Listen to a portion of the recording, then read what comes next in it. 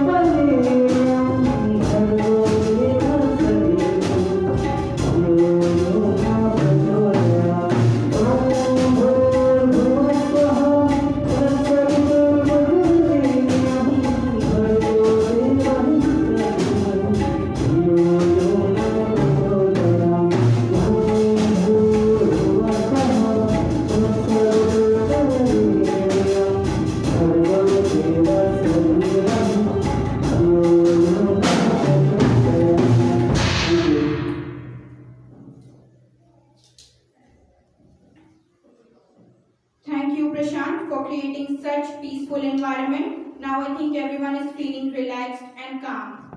Now I would request J.B. Gupta sir for Kabir Das Ji ke Dohe.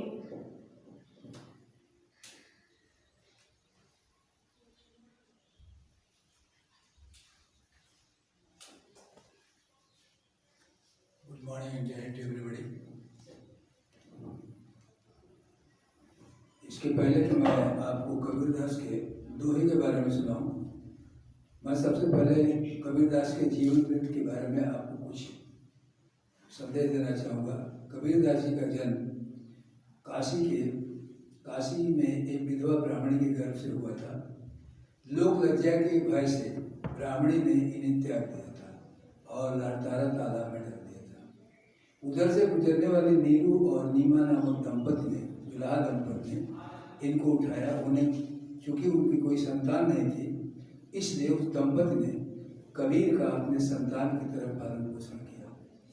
Kabir बड़े होने के बाद अपने माता पिता के साथ उनके पैतृक व्यवसाय यानी जुलाहे का काम करते थे, लेकिन जो भी समय मिलता था उस समय में कबीरदास साध संतों की संगत करते थे।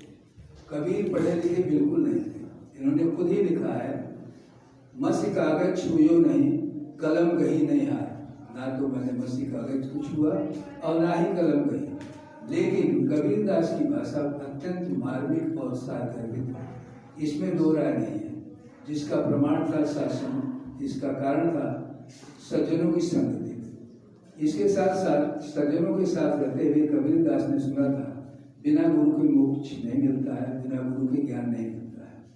अतः उन्होंने किसी को अपना गुरु बनाना चाहा, लेकिन किसी ने उन्हें स्वीकार नहीं किया, क्योंकि उसमें सांप्रदायिक भावना इतनी भरी हुई थी उस समय कि लोग जुलाहे को स्वीकार करने के लिए तैयार नहीं थे।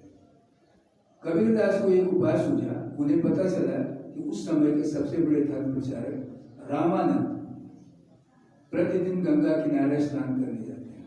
तो उन्होंने जाकर एक दिन सीढ़ियों पर लेट गए। परिणाम में हुआ कि रामानंद का पैर जैसे ही कबीर पर पड़ा, उनके मुख से राम निकल गया और कबीर ने इसी को गुरु मंत्र मान करके अपनी जीवनचर्या को आगे बढ़ाया। कबीर का विवाह भी हुआ, उनको एक संतान भी पैदा हुई जिसका नाम कमाल था।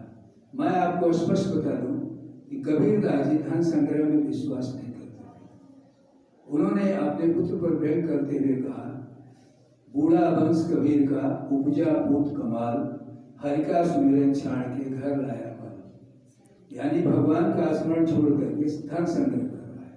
उन्होंने यहाँ तक कहा है कि व्यक्ति को उतना ही संग्रह करना चाहिए जितने से उसके कुटुंब का भरण पोषण हो सके और उसका स्वयं का जीवन निर्वाह हो सके। उन्हीं के शब्दों में, साईं इतना दीजिए जामे कुटुंब समाय, मैं भी भूखा ना रहूं, साध न भूखा जाए। इसके साथ मैं आपको ये बता दूं कि इतना होते हुए भी कबीरदास जी एक बहुत बड़े समाज सुधारक थे। उतना बड़ा समाज सुधारक आज तक पैदा नहीं हुआ। उन्होंने सांप्रदायिक भावनाओं को दूर करने के लिए, हिंदू और मुसलमानों को एक करने के लिए दोनों पर प्रेम कहा है। मुसलमानों पर कटाक्ष करते हुए उन्होंने कहा है, कंकड़ पत्थर चुन के मस्जिद जो बनाए, ता ऊपर मुल्ला बाग ने क्या बहरा हुआ खुदा है। ये तो सचमुच सोचने की बात है। जो भगवान राम रहा है, सबके हृदय में व्याप्त है, वो भगवान भला बहरा कैसे होगा। और उनका सिद्धांत भी था, वे राम, जिस राम की उपासना करते थे, वे दशरथ के पुत्र राम को न मान करके उस राम को मानते थे जो सबके हृदय में विद्यमान है। उनका कहना था, रमयते की राम, जो हृदय में विद्यमान हो, जो आपके अंदर दम रहा है, वही सच्चे अर्थों में राम है, न कि दशरथ पुत्र। दशरथ सुत त्रैलोक्य बखाना राम नाम का मरम नहीं था। इसके अलावा उन्होंने हिंदुओं पर भी कटाक्ष किया है। उन्होंने कहा है, पत्थर पूजे है मिले तो मैं पूजू पहाड़, ताते या चकिया भली पीस खाए संसार। तो इस तरह यदि आप कबीर के जीवनावलोकन को देखें, कबीर के ऊपर एक निगाह डालें, तो आपको पता चलेगा कि कबीर साहित्य जो है सारगर्भित है, सब प्रकार के उपदेशों से भरा हुआ है और मानव को एक दूसरे से जोड़ने का प्रयास किया है। धन्यवाद। जय हिंद।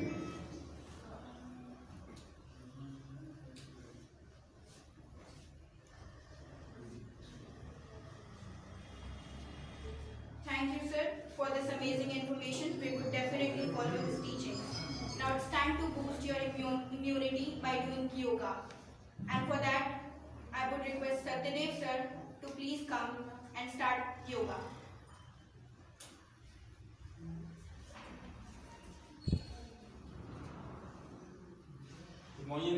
आज हम आपको बताने वाले हैं योगा से हमारी इम्यूनिटी सिस्टम और मानसिक विकास और फिजिकल दोनों हमारा वर्कआउट सही से हो जाता है। तो योग, सबसे पहले योग कितने टाइप्स के होते हैं? तो सबसे पहली चीज, योग होते हैं हमारे 3 टाइप्स के। एक होते हैं जो खड़े होकर हम योग करते हैं, एक होता है जो हम बैठ के योग करते हैं, और तीसरा होता है जो हम लेट के योग करते हैं। तो स्टार्ट करते हैं। सबसे पहले हल्की सी बॉडी स्ट्रेच करते हैं। रेडी, शोल्डर,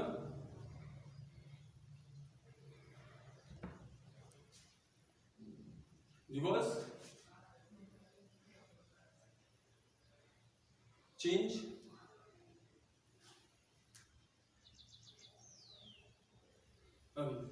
सबसे पहले हम करेंगे खड़े होके करने वाले योग। सबसे पहले हम करते हैं इसमें ताड़ासन से हमें हमारी हाइट को बढ़ाने में और हमारे ब्लड सर्कुलेशन को अच्छी तरीके से काम करने में सहयोग होता है। सबसे पहले अपने पैरों के बीच में उतना डिस्टेंस रखेंगे जितना हमारे शोल्डर में गैप होता है। क्लियर। इसके बाद अपने फिंगर्स को हमें एक दूसरे में बांध लेना है इस तरीके से। इसके बाद हमें गहरी सांस लेते हुए अपने हथेलियों को ऊपर सर की तरफ ले जाना है। इसके बाद टर्न और ऊपर खींचेंगे। ताड़ासन का मतलब होता है ताड़ के वृक्ष की तरह ऊंचाई तक अपने शरीर को खींचना। इससे बच्चों की हाइट में भी बहुत लाभदायक है और हमारे ब्लड सर्कुलेशन में भी। इस योग को हम कम से कम 10 से जितनी बार हम चाहें उतना अधिक कर सकते हैं, लेकिन कम से कम हमें 10 टाइम्स करना होता है। राइट।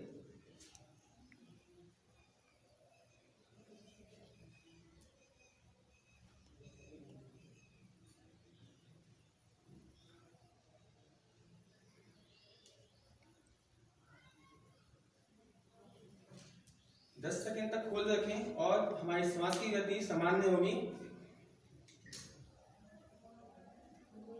फिर धीरे से वापस once again,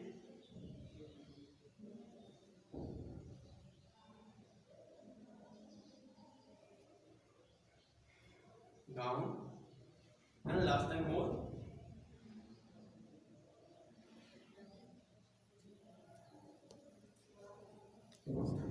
ओके, ये हो गया हमारा ताड़ासन। ताड़ासन हमने जैसे बताया कि एक ताड़ के वृक्ष के समान लंबी ऊंचाई तक हमें खींचना होता है। इसके बाद हम करेंगे वृक्षासन।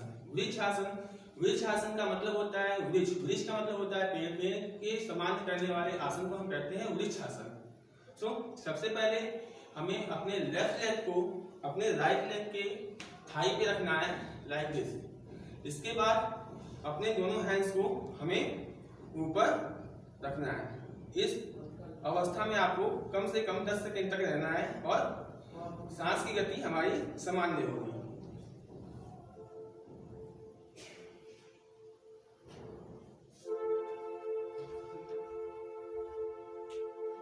आराम से पैर को नीचे लाएंगे।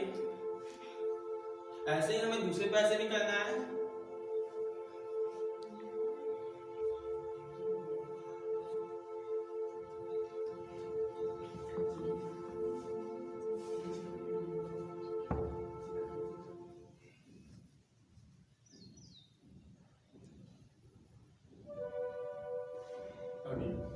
इसको भी हमें 5 to 10 टाइम्स करना है। इससे हमारे शोल्डर्स की अच्छी तरीके से खिंचाव होती है और ये भी हमारे लंबाई के लिए ही उपयोग होता है। ओके, इसके बाद हम करेंगे त्रिकोणासन।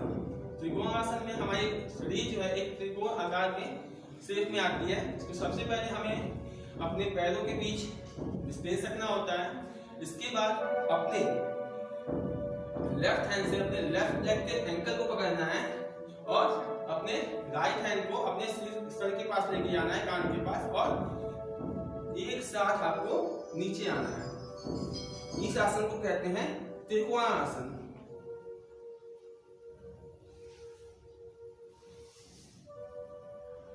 चेंज।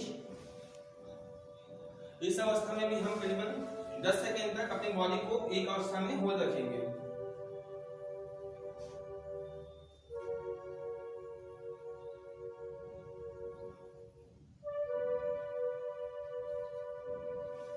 एक बार फिर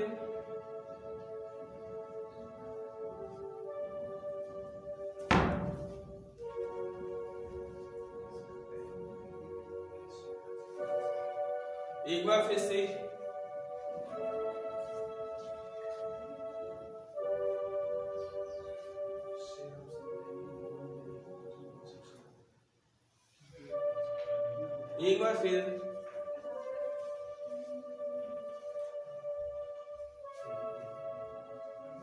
एक बार फिर से इस योग से हमारे शरीर के हर एक भाग में अच्छी तरीके से खिंचाव होता है और हमारी मांसपेशियां सक्रिय होती हैं। इसके बाद हमने अभी किया 3 आसन जो हम खड़े होकर करते हैं। इसके बाद हम करेंगे लेट के करने वाले आसन। लेट के करने वाले आसन में हमारा आ जाए, देखिए सबसे पहले लेट के हम करने वाले आसन में हम करेंगे भुजंग आसन। भुजंग आसन से हमारे कमर में लचीलापन आता है और हमारे जो हड्डियों का कमर के दर्द के लक्षण होते हैं वो खत्म होते हैं और इसमें हमारे डाइजेशन सिस्टम में भी बहुत कार्यसाधक है। तो सबसे पहले नॉर्मल हम अपने पेट के दम पे लेट जाएंगे, पेट के बल पे। इसके बाद अपने हथेलियों को हम अपने कमर के पास रखेंगे और अपने पैर को ढीला छोड़ देंगे।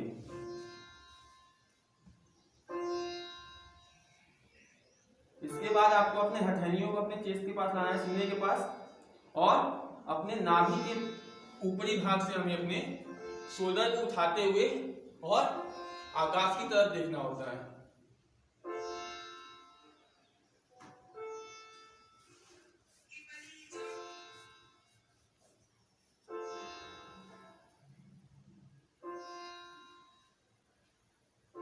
ओके, 3 सेकेंड होल्ड करने के बाद अपनी बॉडी को स्लोली नीचे लेके आइए। हाथ को अपने कमर की अवस्था में और शरीर को ढीला छोड़ दें।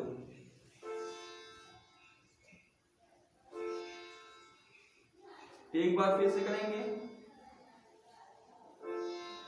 हाथ को सीने के पास लाएंगे और अपने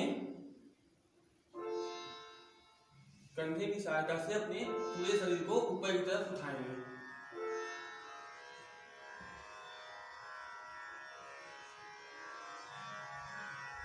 इस अवस्था में 10 सेकंड तक आपको रुकना है। इसके बाद धीरे धीरे नीचे जाते हुए श्वास छोड़ते हैं। अपने हथेलियों को कमर के पास लाएंगे और पैर को ढीला कर देंगे और शरीर ढीली हो जाएगी। एक बार फिर से पैरों को लाएं उतने और फिर से हर व्यायाम को कम से कम 5 से 10 बार करना चाहिए।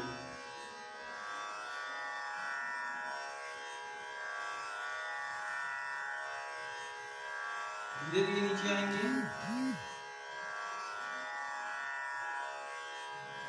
फिर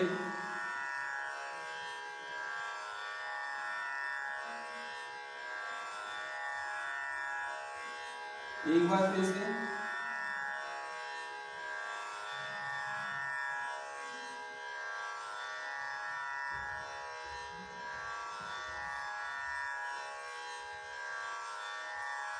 और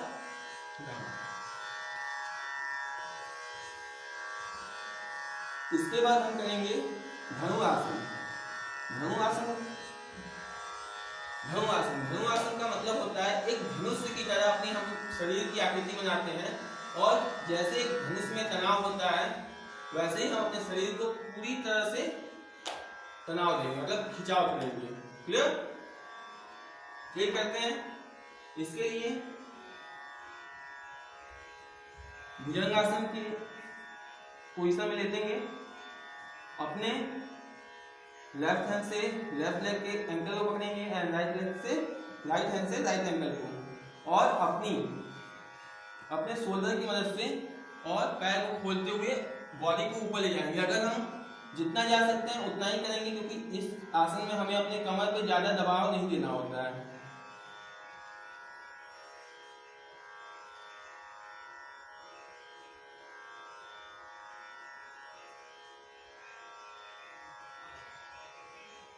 नीचे आएंगे, हाथों से छोड़ेंगे, रिलैक्स, माथे को अपनी जमीन से लगाए जाएंगे। इस आसन को भी हमें कम से कम 5 से 10 सेकेंड तक इसे होल्ड करना होता है। एक बार फिर से हाथों को कमर के पास ले जाएंगे, पैरों को पकड़ेंगे और कंधे की मदद से ऊपर की तरफ उठेंगे।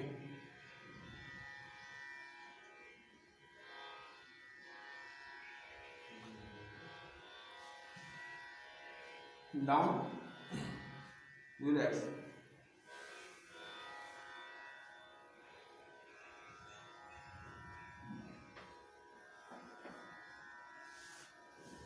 एक बार फिर से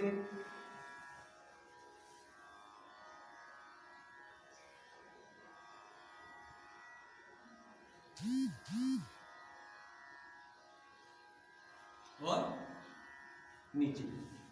इसके बाद हम करेंगे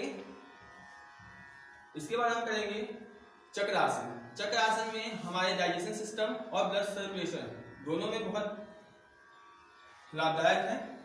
तो सबसे पहले चक्रासन के लिए हम अपने पीठ के बल पे ले जाएंगे। इसके बाद अपने पैर के पंजों को अपने कमर तक लाना है। इसके बाद अपने हाथों को अपने कंधे के पास,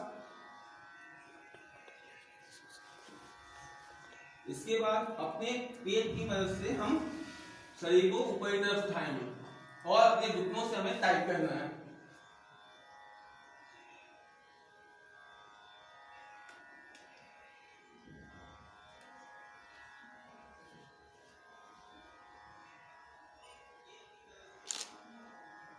फिर नीचे आएंगे। इस अवस्था में हमें कम से कम 5 से 10 सेकेंड तक का होल्ड रखना है। फिर बॉडी को रिलैक्स करेंगे। एक बार फिर से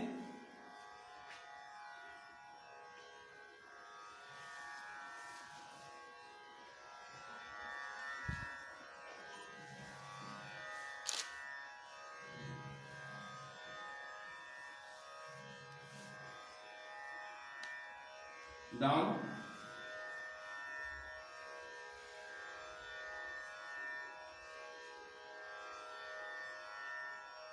और आखिरी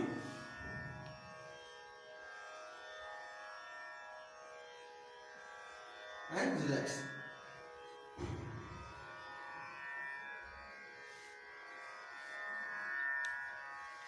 अभी इस आसन के बाद हम करेंगे, हमने किया खड़े होकर करने वाले आसन, लेट के करने वाले आसन। अब हम करेंगे बैठ के करने वाले आसन।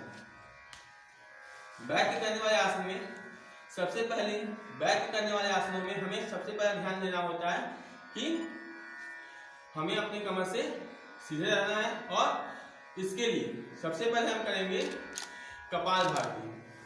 ठीक, कपालभाति में हमें क्या करना है, अपने राइट हैंड का यूज करना है और राइट साइड नोज को हमें ब्लॉक करना है। ठीक है, और कमर से बिल्कुल स्ट्रेट रखेंगे और गहरी सांस लेंगे।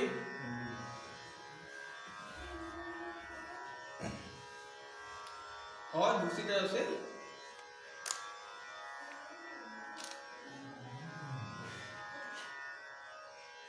एक बार फिर से जिस साइड से हम सांस छोड़ेंगे उसी तरफ से हमें सांस लेना है।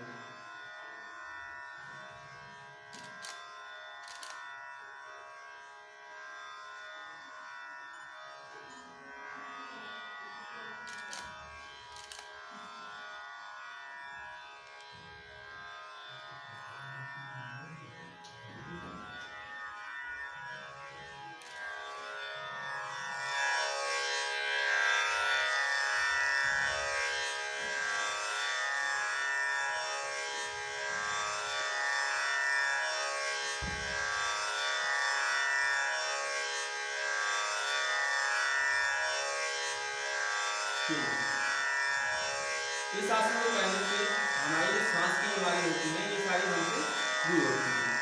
ठीक है। इसके बाद हम करेंगे सबसे योग के सबसे उपयोगी योग होता है जिसे हम कहते हैं सूर्य नमस्कार।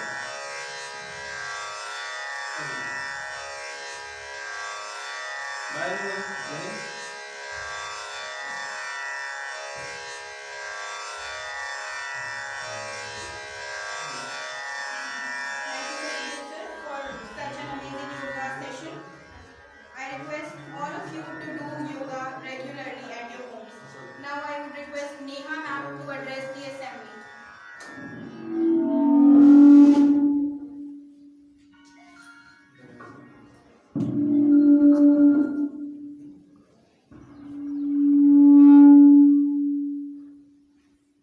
Thank you, ma'am. A very pleasant morning and evening to everyone. I hope you all are enjoying staying at home. As I am aware of your quest of holidays, now slowly and slowly the things are unlocking and we are getting rid of lockdown. But let me tell you one thing. Unlocking doesn't mean that danger averted. We need to be more attentive during this time, because a little carelessness can cost a lot. I know staying at home for a long period of time have made you feel little bored. Not only you, but we all are feeling the same. But you know what? A small change in our daily routine can make it interesting and productive as well. Nowadays, we are spending a lot of time on gadgets. It is affecting our eyesight and mental peace also. This is the one of the reason why we have decided to celebrate this week as Yoga Week. Yoga provides mental stability and keeps us fit physically as well. So this is not only for this week but make a part of daily life. Now I would like to suggest few more points to be followed, and they are: be helping hand for your families.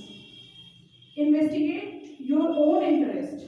Take this time to figure out what you love, what you makes happy, and find out more about it. Be creative. Have nutritious diet and warm water. Remember, school is important, but so is health. Take care of yourself and each other from a safe distance.